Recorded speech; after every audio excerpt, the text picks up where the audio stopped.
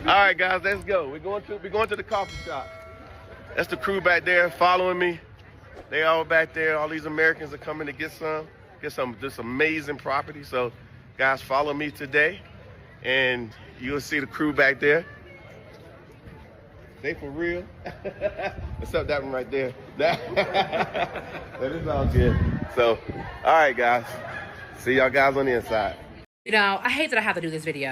I must be very honest with you guys. I have to be very honest with you guys. Sometimes I really hate that I moved to a third world country. I really do. I really hate that I left the United States of America to move over here to Kenya, Nairobi. The reason why I hate living abroad is because as soon as you start living abroad, you realize that United States of America has nothing to offer you anymore. Like literally, you get over here and you start to see how rich you really are supposed to be. You really see how they bamboozled us for many years, talking about Africa as a third world country and United States of America is the only that damn country on earth that is glitter and gold. They have lied to us all this time. Come over here, you will see how things really are. Come over here and see how your hair and nails is like $20 as opposed to $200 and $300 and $400. I mean, I see how African women look so beautiful over here because they only paying goddamn $10 for a service. United States of America, you can't get all services done for $60 at one time. You gotta pick and choose what service you gonna get this paycheck and what service you gonna get 2 paychecks from now. Ooh, baby, when I tell you it took for me to move over here to Africa to see the shit the United States of America is doing, they are literally lying to us. Oh, and by the way, Africa is not the third world country too. They lied to y'all about that as well. Actually, United States of America is a third world country if you want to keep it a bean. And let's not talk about infrastructure because they always want to throw that infrastructure shit out of there. Infrastructure in America depends on the state. Just take a ride through Detroit, Michigan, and you will see how the infrastructure is not infrastructuring. So baby, sometimes I hate that I moved abroad because I'm telling you what, it makes me so mad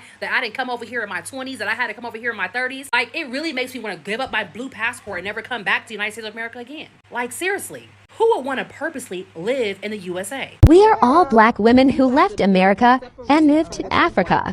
We are living in paradise. God is good. Text without believing how they said you're supposed to believe it, and I think that's the problem. We're throwing out the baby with the bathwater.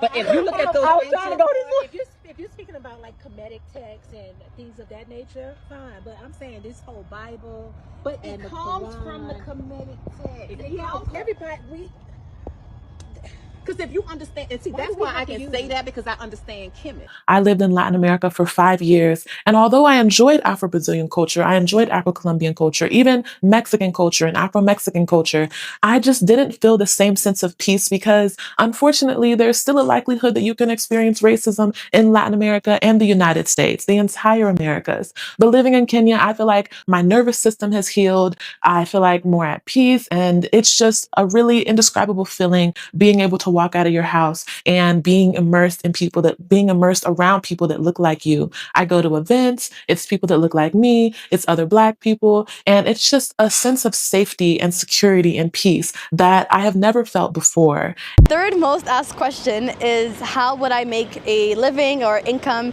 living in Kenya after I quit my job? So guys, I've been a hardworking girl for like 7 years. I had my first job at 14. Ever since then, I've been working full time. And I'm just very good at saving. I may be expensive, but I love to save money. I just want to travel the world, visit more of Africa, go to North Africa, East Africa, and just travel and see what's out there for me. I could never travel because I always worked full time. I'm like, you know what? Let me just save up enough where I can just stop working and just travel the world and record it and make content. Like, that's exactly what I wanted to do. I do have some businesses I do want to do and pursue that are my passion, but as of now, I'm just gonna record my. Oh yeah, but definitely come to Kenya. Kenya, I'm telling you, as soon as you get there, you probably will never come back to America. I've heard that a lot. I don't know if you've seen those YouTube. I don't expose their names because I don't know if they want to, but anyway, they got these YouTube channels that like those who used to live in America, they actually moved back to Kenya. I be seeing them on my feed on Instagram, and they be talking about like, yo, come to this country. Yeah.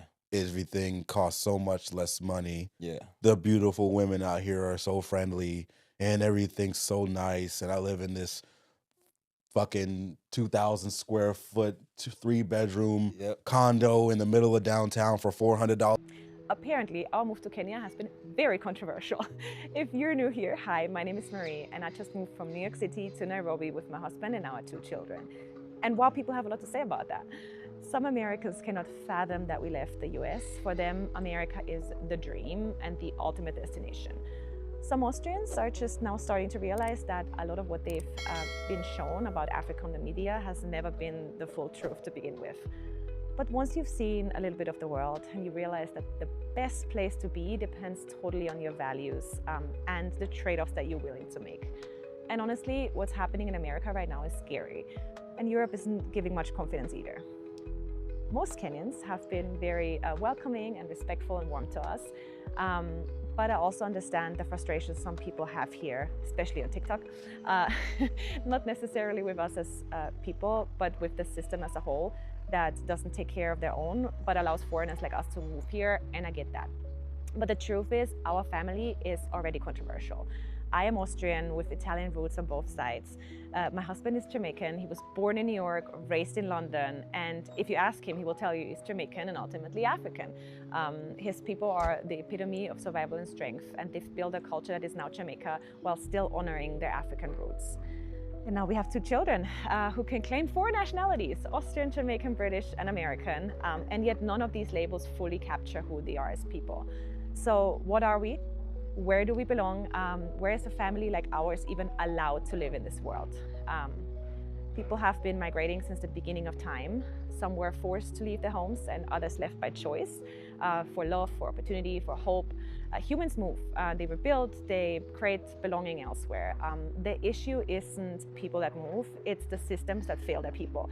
Corruption, capitalistic interests, geopolitical agendas, governments serving billionaires instead of their citizens. That's what keeps inequality alive, not migration itself. Families like ours, we're not here to extract, we are not here to escape responsibility, we are here to contribute. We are not arriving on inflated expat salaries to consume and then leave. We are here to build, we are here to stay, we're here to build a business, to create jobs, to invest consciously, to live within community and not above it. And that's what this move is really about, building something human, finding community, belonging in truth, and not a passport. And Asante Sana to everyone who has welcomed us so warmly.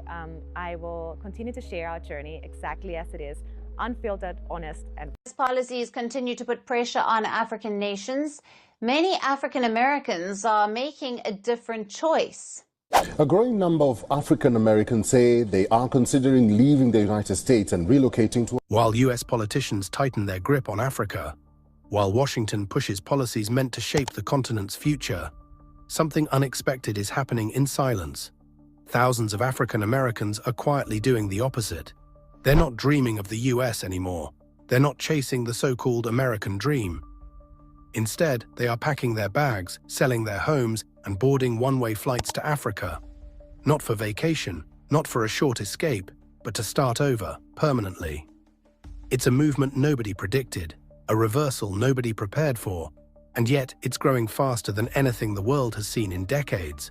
Why would people leave one of the richest nations on Earth to return to a continent the West still labels as poor, unstable, and underdeveloped? Why now? Why Africa? Stay with us, because the answer will challenge everything you thought you knew about the American dream and Africa's future. To understand why thousands of African Americans are now returning to Africa, you must go back to where the story began, not in airports or embassies, but 400 years ago on the shores of West Africa.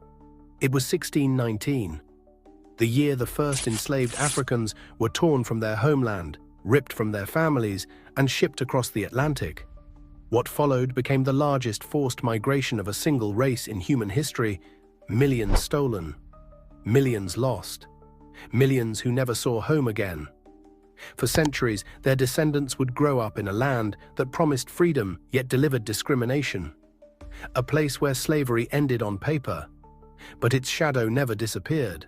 Laws changed, but the system didn't. Rights were granted, but equality remained out of reach. And for generations, African Americans were taught one message: Africa is behind you. America is ahead of you. Africa was painted as primitive, dangerous, hopeless, a place to escape from, not return to. But then came 2019, Ghana's year of return, a spark, a reminder, a door quietly opening after 4 centuries. And when that door opened, something began to shift. Because what happened next was not migration. It was a spiritual awakening, a reversal no one saw coming, a reversal that would explode into a movement after one event that shook the entire world, and that's where our story turns. But before we continue, don't forget to like, subscribe, and hit the bell for more powerful stories. For many African Americans, the decision to leave the United States didn't begin with passports or paperwork. It began with silence, the kind of silence that lives inside you when every day feels like walking on a battlefield. Sanjaya Davis knew that silence too well. On paper, she had everything America promised: a good job, education, connections, stability. She was living the picture-perfect version of the American dream. But inside, she carried a fear she couldn't shake. Every time she stepped out of her house, a question stalked her like a shadow. If I'm pulled over today, will I make it home alive? It wasn't paranoia, it was history, embedded in her DNA. The trauma of centuries, from the transatlantic slave trade, to the Tulsa massacre that displaced her own family, to the everyday racism she faced in modern America. Then came 2020, a knee on a neck, a life taken in broad day.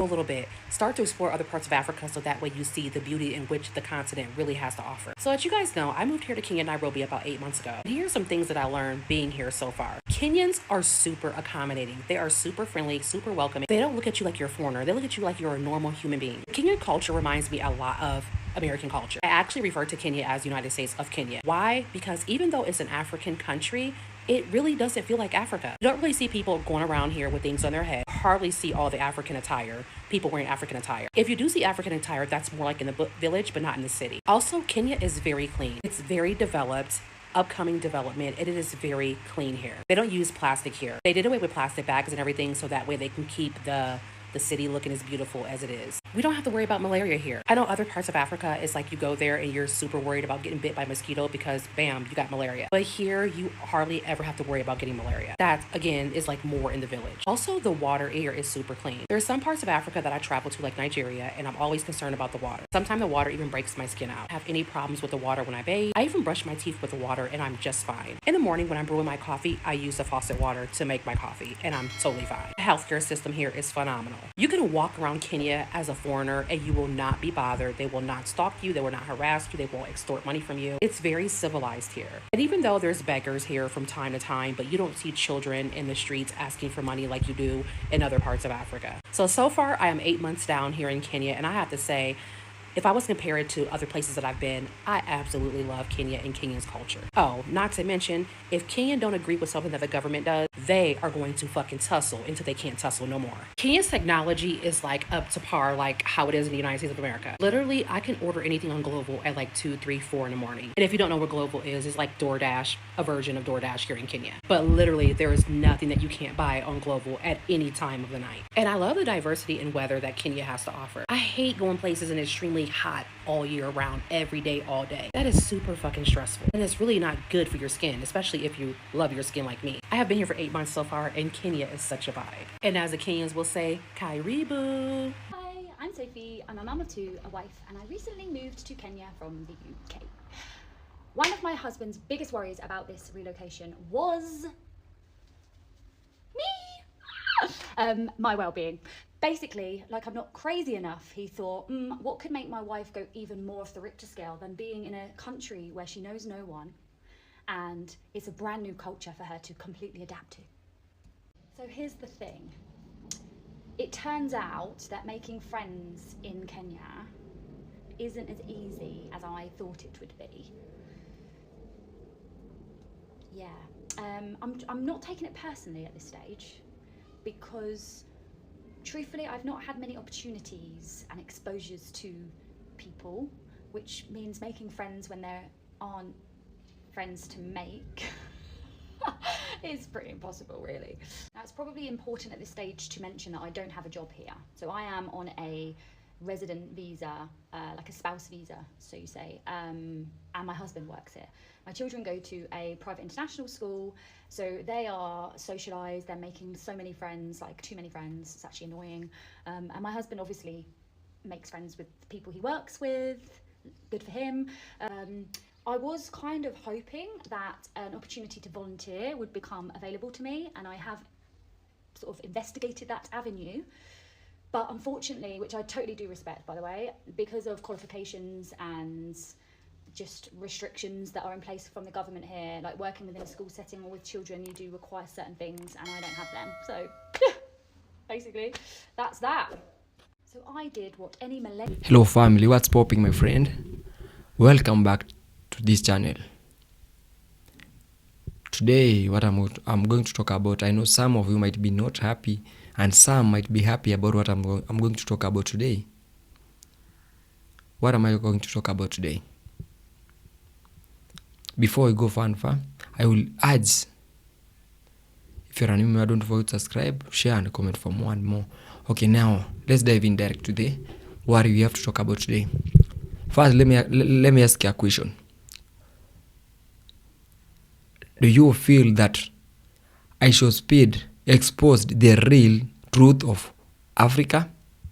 Because now we are seeing most of the people, especially who lives in the continent of America, Asia and Europe, some of them, they have started moving abroad.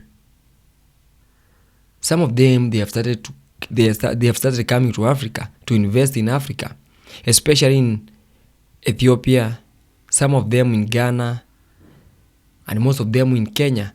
Why do you think they have decided to take that option of coming to Africa to invest in Africa? Why do you think most of them, they have started investing in Africa most? We know IShowSpeed at least try to expose the hidden truth about Africa. Try to expose at least the real black folks, how the black skin looks like, how Africa, the continent of Africa at least looks like. And I know most of the white people, they were surprised to see how Africa looks like, because they were I don't know how they were expecting Africa to look like. But the way IShowSpeed exposed the truth surprised most of the people. Now that's how you are seeing most of the people trying to come to Africa, trying to come to Ethiopia, to Kenya, to Ghana, at least to invest. Because by the way, let me tell you something. You know, a place that you can stay or live the life you want is in Africa. Africa is most affordable. Africa is where you can find anything you want. It's found in Africa. They found, let me say, Africa have everything. That's why we're saying, if the black skin tries to at least defend the properties that they owe, the continent of Africa will go far. Because most of the things, they are coming from Africa. We saw what Ibrahim Traoré did to the people of Burkina Faso, and the people of Burkina Faso now, they are enjoying. They are at least feeling how the advantage, how, and they are feeling the sweetness of the what they mine, what they plant. I don't want to talk more about Ibrahim Traoré, because I think most of the people, they have seen what he has done to the continent of Africa and the country of Burkina Faso. That's a good example of how the leaders of Africa, they have to look, how they have to do things. Now, I saw some clips of people who moved abroad, who moved to Africa, how they are explaining at least how the life of Africa, how the life is taking them in Africa. They are enjoying. That's why I'm trying to urge the black people who lives in US, the black Africans. I would like to tell them, at least I would like to welcome them back to their motherland. I would like to welcome them back to Africa. Last time, I think my last episode, my last content, I talked about how some of the black American being proud to be called African, not black American. And some of them, they're trying to deny that, they are black Americans. No, we have no problem about that. But what I will urge, if you have some feeling of Africa, we welcome you back Africa. Just be okay. You can have a visit to Africa and see how things are going in Africa. Africa is a big continent. Africa is a develop, and in the future coming, Africa will be far. That's why we have seen most of the people there at least trying to invest in the continent of Africa. Because most of the raw materials, they are coming from Africa. Not most, let me say everything. If the leaders of Africa try to at least have one voice, try something that can help the people of Africa, I promise you, Africa will no longer be the Africa that most of the white people think about. Africa has everything. Africa, that's why most of the white people, they are visiting at least Africa. This is African Arrow, the voice of the world. Don't forget to subscribe, share and comment for more and more what's happening globally. I would like also to give thanks for the new members, for the new subscribers, for the new viewers. Keep on supporting for more and more. Just peace out.